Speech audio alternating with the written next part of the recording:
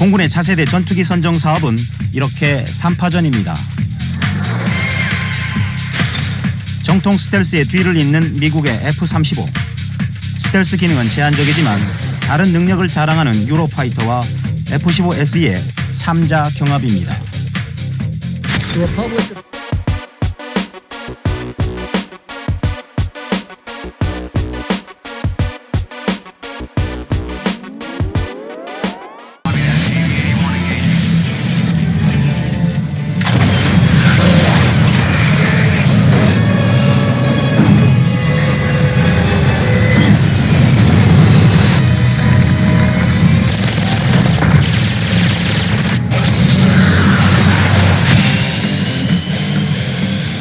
F-22는 생산이 중단됐지만 미국의 스텔스기 생산은 계속되고 있습니다.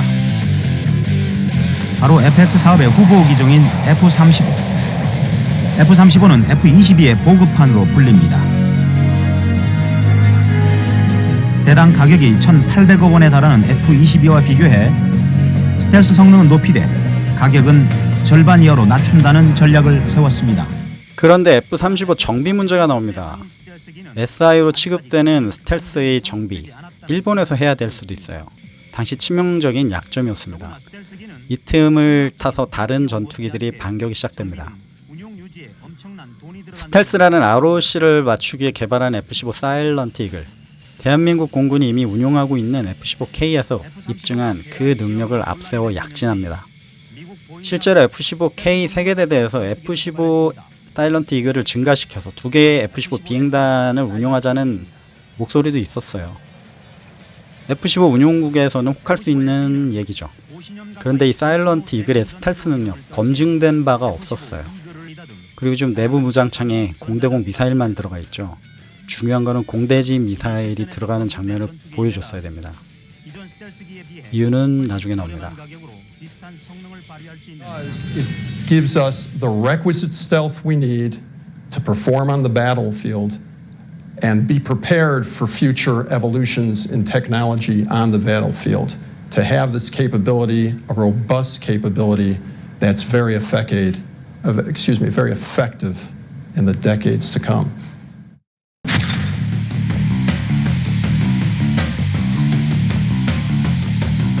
그렇다면 2개의 미국산 기종에 도전장을 낸 유로파이터 타이프는 어떨까요?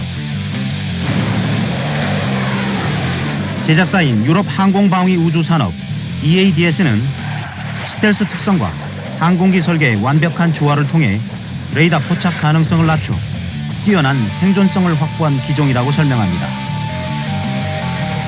고성능 쌍발 엔진을 장착해 슈퍼 크루즈 기능을 갖추고 있고 최고 상승 고도는 16.5km에 달합니다.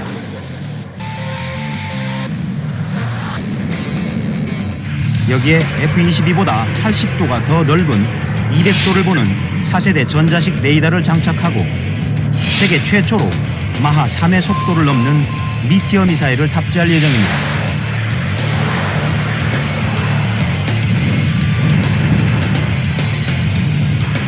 유로파이터는 다양한 종류의 무장을 탑재해 한 번 출격으로 여러 유형의 작전을 수행할 수 있는 유럽판 랩터로 불리고 있습니다.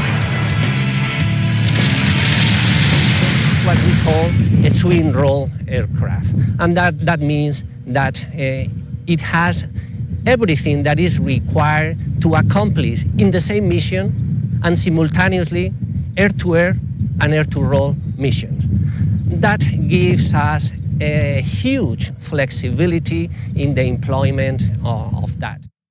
유로파이터 타입은 슈퍼 크루즈 기능, 전방 200도를 서치할 수 있는 레이더 능력, F-15, F-16은 전통적으로 좌우로 60도씩에서 120도를 서치하는 데 비해 80도를 더 서치할 수 있는 능력, 기술을 좀 늘렸죠. 그리고 현 최장거리의 미티어 미사일 장착, 그리고 스윙롤 전투기, F-16도 그렇고 F-15K에도 해군 지원을 위해서 하푼이라는 공대한 미사일을 탑재할 수가 있어요. 가지고도 있고요. 결국 스윙롤이라는 개념은 멀티롤의 다른 말로 밖에는 해석이 안 됩니다. 그리고 스텔스 능력은 거의 없다고 봐야겠죠. 적인 데다 그 성능도 좀 더 검증돼야 한다는 지적을 함께 받고 있습니다.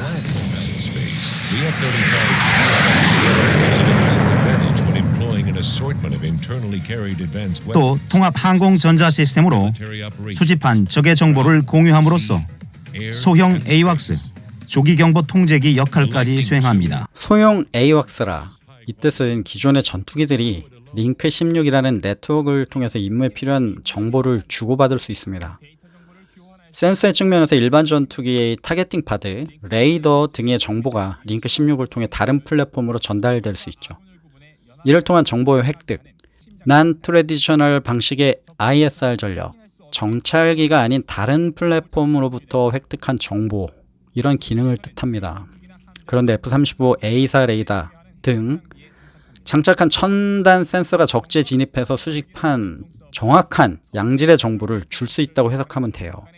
AWACS라고 해석한 것은 이 A사 레이더의 정밀도가 대단하기 때문에 그라운드 매핑, 지역 매핑 기능 또한 대단합니다. 별도의 TGP, 타겟팅 파드가 없어도 될 정도의 기술이 지금 발달하고 있다고 보시면 됩니다.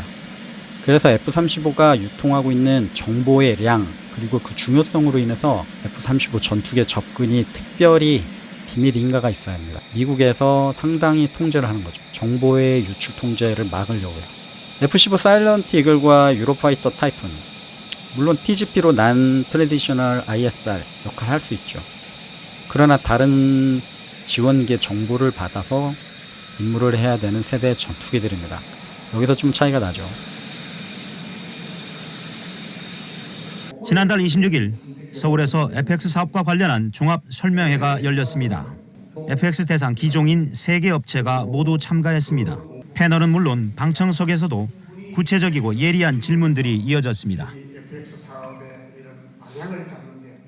스텔스기 방어를 위해 스텔스기가 필요한가? 스텔스기를 도입해야 된다는 식의 논리인데 과연 그러면 스텔스기를 잡기 위해서는 스텔스기를 꼭 도입을 해야 됩니까? 이 3사에 모두 적의 스텔스 위협에 대응하기 위해 스텔스가 필요한 것은 아니다라고 대답을 하고 있죠. 스텔스의 목적, 공격에 있기 때문입니다. 옆의 나라 스텔스 전투기를 방어하기 위해 스텔스가 필요하다고 말씀하시는 분들은 스텔스가 무엇인지 모르는 겁니다. 전편의 방위대 학생, 중국으로부터 방어를 하기 위해서 F-22가 필요하다. 스텔스는 공격 전력입니다. 왜 그런 얘기를 하시나요, 일본 방위대 학생님? 모르면 가만히 있던가요? 스텔스기를 추적하지 못하는 상대방의 레이더 능력이라면 한국이 원하는 시점에 원하는 곳에 상대방의 주요 시설을 무능화시킬 수 있기 때문에 레이더에 걸리지 않는 스텔스 전투기 레이더로도 컨택이 힘들겠죠. 이 스텔스는 유사시 우리의 힘이 너희 나라에 시연될 수 있다라는 전략적 차원의 억제력을 가지고 있는 겁니다. 중요한 겁니다. 그래서 내부에 무장을 장착하고 적지에 들어가서 조용히 군사작전의 목표를 달성하고 와야 하는데 내부 무장의 공대공 미사일 뿐만 아니라 공대지 무장이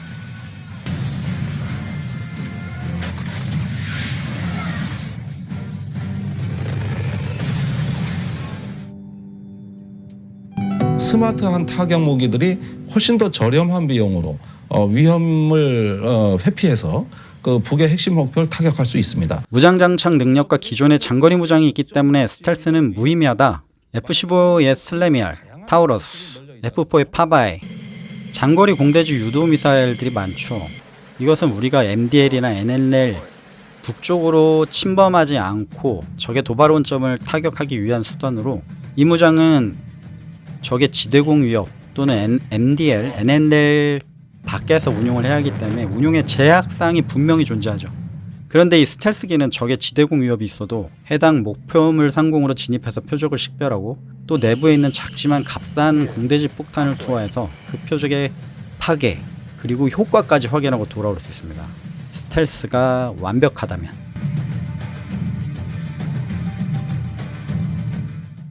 Three, two, one.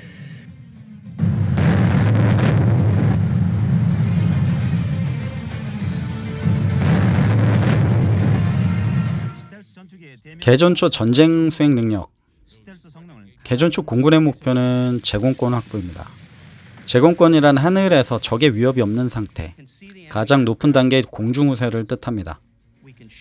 세계에서 가장 밀집된 방공망을 자랑하는 윗동네 전쟁에서의 주도권을 잡느냐는 바로 공중우세에서 시작됩니다. 공중우세가 확보돼야 자유롭게 공군이 지상군과 해군을 지원할 수 있습니다. 제공권 장악을 하려면 적의 공군기를 하늘에서 파괴하는 방법도 있지만 그 이전에 아측 공군을 위협하는 대공망과 전투기를 땅에서 파괴한다면 더욱 좋겠죠. 이를 공세 제공 작전이라고 합니다. MDR과 연안한 윗동네의 수십 개의 SA-2 기지, SA-3 그리고 비행장 타격. 비스텔스 전투기는 서로의 보호를 위해 편대군을 이루면서 축차적으로 타격하면서 올라가죠. 그 영역을 확대해 나갑니다. 이 공격 편대군을 위협하는 지대공 위협, 전자전기가 보호해줍니다. 그런데 스텔스기는 이러한 거창한 편대군 없이 지대공 위협을 제거를 할 수 있어요. 적의 지대공 위협이 없어진 다음의 상황, 비스텔스 전투기들이 마음껏 적의 상공을 활보할 수 있죠. 이때 필요한 폭장량 좋은 F-15K 아주 필요합니다. 그리고 말 많은 탄도미사일. 탄도미사일 발사로 의심되는 지역의 F-35가 레이더에 적의 방공망에 걸리지 않고 24시간 채공한다면 어떻게 될까요? 공군이 그토록 스텔스 도입을 원한 것은 이러한 작전적 측면을 염두에 두고 있는 것입니다. 언제 진행될지 모를 전시 작전권 전환 또한 이슈가 되고 있고요. 2011년 있었던 차세대 전투기 선정에 대한 이야기를 다임 요소로 주접을 해봤습니다. 여러가지 측면에서 검토한 결과 F-35A가 선정되어 지금 대한민국 하늘에서 작전을 하고 있죠. 제가 말씀드리고 싶은 것은 누구의 의견이 맞다, 아니다, 틀리다 이게 아니라 어떠한 관점에서 접근한 주장이 더 큰 요소가 될 것인가, 이것이 중요하다는 얘기입니다. 전투 능력이냐, 운용 유지비냐, 최고의 성능이냐, 보통이지만 대수를 많이 가져가야 되느냐, 그때 상황마다 다른 거죠. F-16과 F-18의 경합, 공군은 120대의 전투기가 필요했습니다. F-18이 결정되자 가격을 올려버렸죠. 약 80대만 구매가 가능한 상황.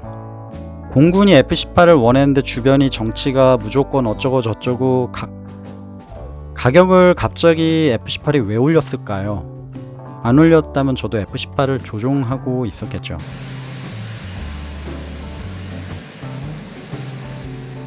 연일 KFX와 경항모 그리고 F-35B 도입에 대한 주장과 반박이 비단 우리 밀리터리 덕후분들 뿐만 아니라 밀리터리를 잘 모르시는 일반분에게도 이슈가 되고 있는 상황입니다. 부디 가장 적합한 방법론이 채택돼서 대한민국의 국방을 책임질 수 있게 되었으면 좋겠습니다. 오늘 저는 여기까지 진격했습니다. 겨울을 알리는 비가 오고 있네요. 구독님들 감기 조심하세요. 안녕.